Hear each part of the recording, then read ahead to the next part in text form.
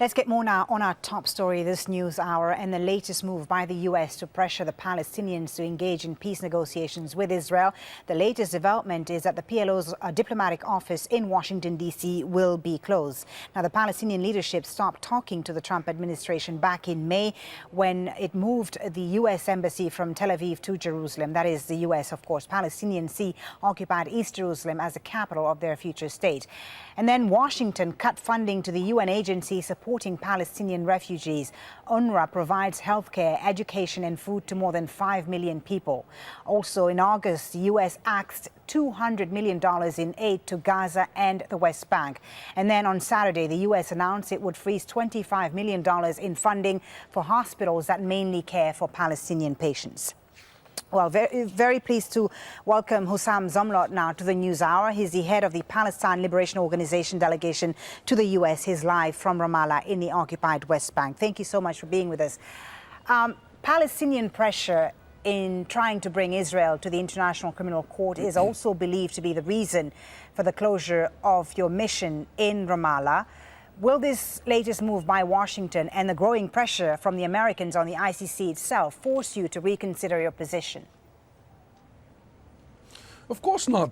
If we would reconsider our position, none of these acts and decisions you've just mentioned the U.S. administration would have taken. All this is a reflection of our very firm position. By the way, this reckless and dangerous decision to close the Palestinian diplomatic mission is very unsurprising to us. We did expect it simply because we were given a choice.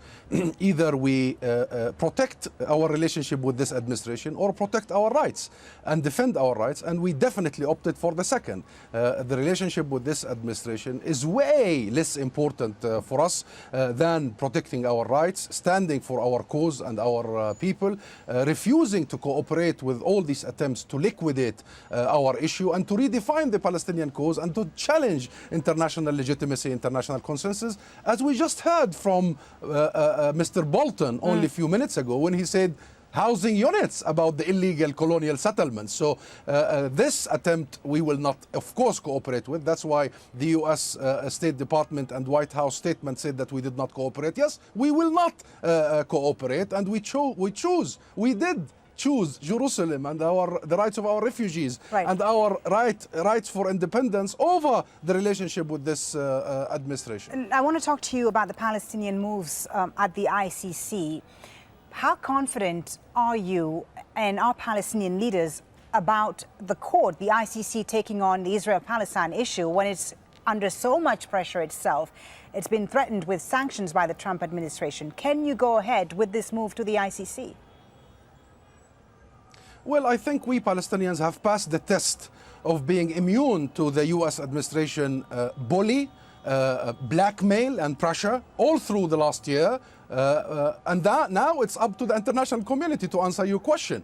Are they going to stand up for their mandate, for their responsibility to bring accountability to states that commit war crimes and crimes against humanity, as Israel does on a daily basis here in the occupied Palestinian territories and against the Palestinian people? So frankly, the test is for the international system, for the international legality, and for our common sense. And therefore, we have done our share, our responsibility of referring Israel officially to the ICC. But the map is very clear for us. This onslaught against us is also an onslaught against the international community and international system. And we find ourselves having to actually protect both our rights and the international system. Mr. Zomlot, can I ask you, as we've mentioned, there have been funding cuts to the Palestinian Authority, cuts to Palestinian hospitals in occupied East Jerusalem, and cuts to the UN organization that aids Palestinian refugees.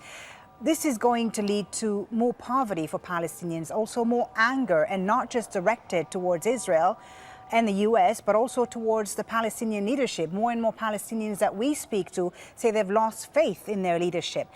Is it worth going through this process at the ICC, which is going to make life even more unbearable for many Palestinians because there will be consequences, as you know?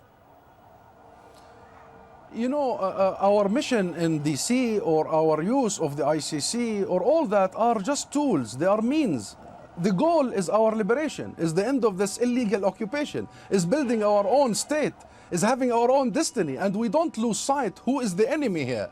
And therefore, our economic situation and humanitarian situation is not bad because we lack resources. We have one of the most rich resources, historic resources, or lacking of human capital. We have one of the most sophisticated, educated population and nation. Our situation is political, and therefore, yes, our going to the ICC comes before this financial blackmail. We are not a nation of beggars, my friend. We are a nation of freedom fighters, and we are a nation that demand righteous rights and legitimate rights. And therefore, yes, the ICC is important and crucial, and we will not allow this mindset and logic in the White House that we should accept handouts and leftovers to persuade us from going to the ICC and from continuing our struggle to end this occupation and to end all the illegalities and the denial of our basic human and national rights. Allow me one last question, Mr. Zomlot, if I can. There's been a lot of talk about an impending peace plan by the Americans, the so-called deal of the century. What would it take to get the Palestinians on board? Well, we have not received anything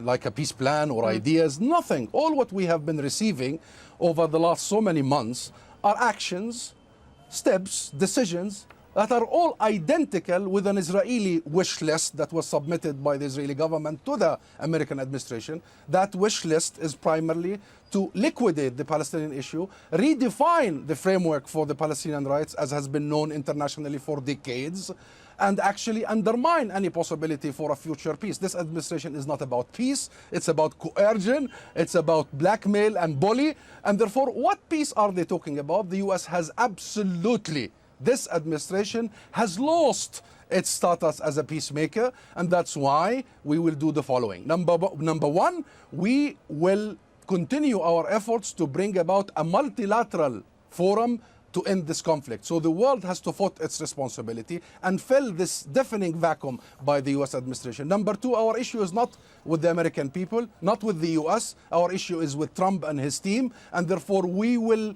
double our efforts to outreach and engage the American people, especially in light of what we see of transformational change in the US and the awareness of the American public about the Palestinian rights and the violations of the State of Israel as an occupying power. Thirdly, the panic in Israel about the ICC and the pressuring of Israel, of the US administration to aggressively attack the ICC only indicate for us that we are on the right track. And yes, the ICC is ineffective, and it is up to the ICC and the international system to give the Palestinians what they deserve. It is our right and responsibility to use these international organs, and we promise you, we will use them at full. Thank you for taking the time to speak to us. Hussam Zomlot is the head of the Palestine Liberation Organization delegation to the US. He was joining us from Ramallah in the occupied West Bank. Thank you for your time.